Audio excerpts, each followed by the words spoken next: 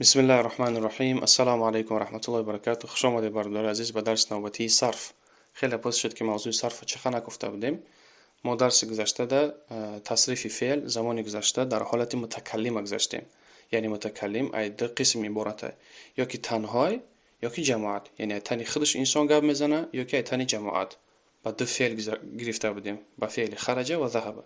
مثلا خرجتو متکلمی تنها من برآمدم و متکلم جماعت خرجنا مویون برآمدیم. با فعل ذهب ذهبتو من رفتم، ذهبنا مویون رفتیم. یعنی متکلم یا که تنها میشه یا که جماعت میشه. هر کسی که تصریف فعل زمان گذشته در حالت متکلم گذشتگی نبود، من پیوند درس در کامنت میمونم، حتما بگذارید تماشا بکنید و قاعده های او را حتما در یگان دفتر بنویسید. امروز موضوع ما تصریف فعل یعنی صرف فعل در حالت خطاب است.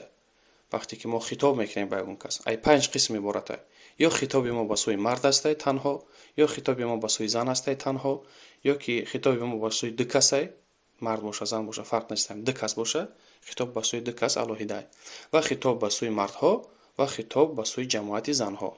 همین پنج تا. اگر فعل خرجه را بگیریم میشه خرجته تو مرد برآمدی، خرجتی تو زن برآمدی، خرجتما شما هر دو برآمدید، خرجتم شما مردها برآمدید، خرجتن شما زنها برآمدید. خب و در درس‌ها گذشته بودیم که جانشین های شخصی است در لغت عربی.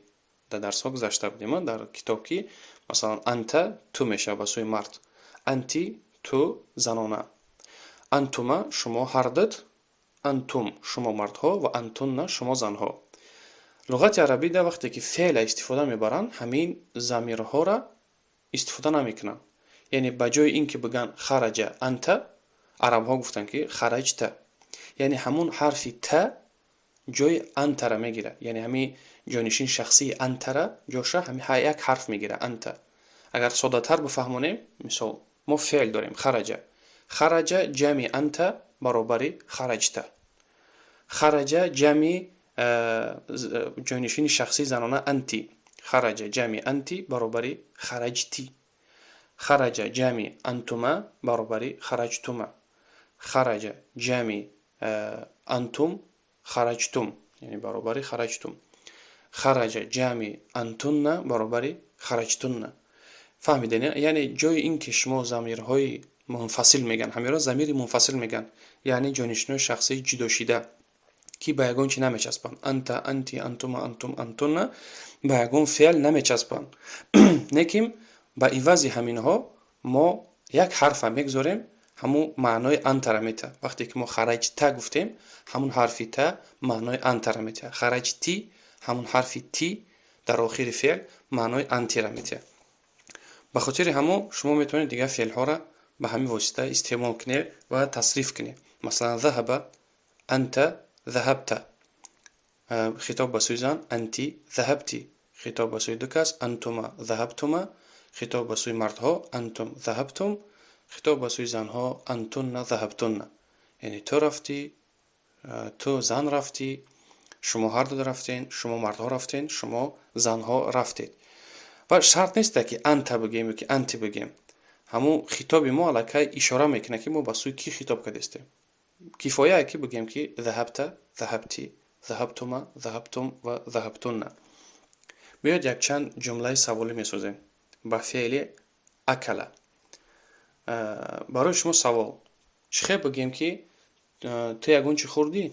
باید داشته باشین در کتاب گذاشتیم که سوال با همزه استفهام میشه کرده. انت من الصینی؟ آیا تو از خطای هستی؟ انت من تاجیکستان؟ آیا تو از تاجیکستان هستی؟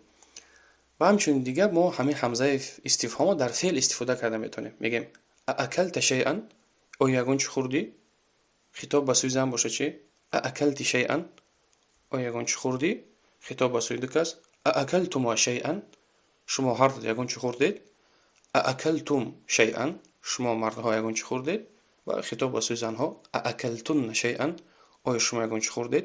ببینید اکلت یعنی سوالیه. وقتی که همه همزه استفهام خوش کردیم در فعل علاکه سوال شید.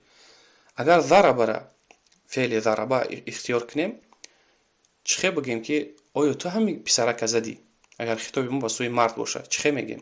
Барои шумо 5 сония.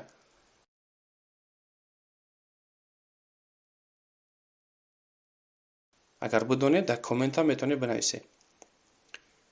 ту ҳамин гӯдака задӣ чӣ хел мегем ба арабӣ? адарабта ҳаза алвалада? оё ту ҳамин гӯдака задӣ? агар хитоби мо ба сӯи духтарак бошад адарабти ҳаза алвалада? хитоб ба сӯи дукас адарабтума ҳаза алвалада? хитоб ба сӯи мардҳо адарабтум ҳаза алвалада? яъне шумо ҳамин писарака задед. адарабтунна ҳаза алвалада? оё шумо занҳо ҳамин писарака задед? бубинед дар кадом феъле ки набошад шумо аллакай метавонед ҳамзаи истифҳома хушк кунед ва ҷумлаҳои саволӣ бисозед. агар ба феъли шариба мисол занем ё ҷумлаи саволӣ бисозем, ягон чӣ нӯшидӣ? чӣ хел мегем? ашарибта шайъан? оё ягон чиз нӯшидӣ? хитоби ба сӯи зан ашарибти шайъан? хитоб барои ду кас ашарибтума шайъан? хитоб ба сӯи мардҳо ашарибтум шайъан?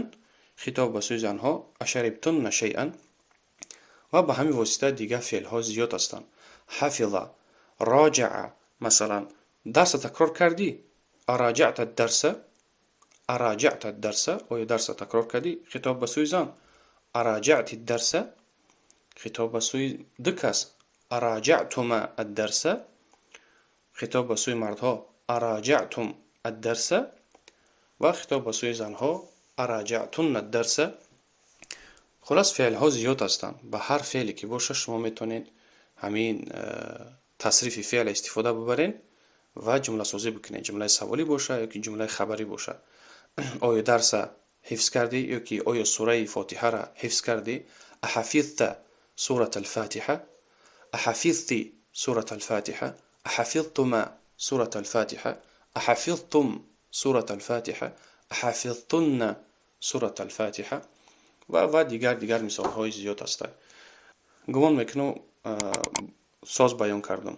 агар ягон чӣ нофаҳмо бошад дар коммент савол бикунед, такрор бикунед, донишҷӯ бошед, боихлос бошед ва аллоҳ ёвари шумо. вассалому алайкум.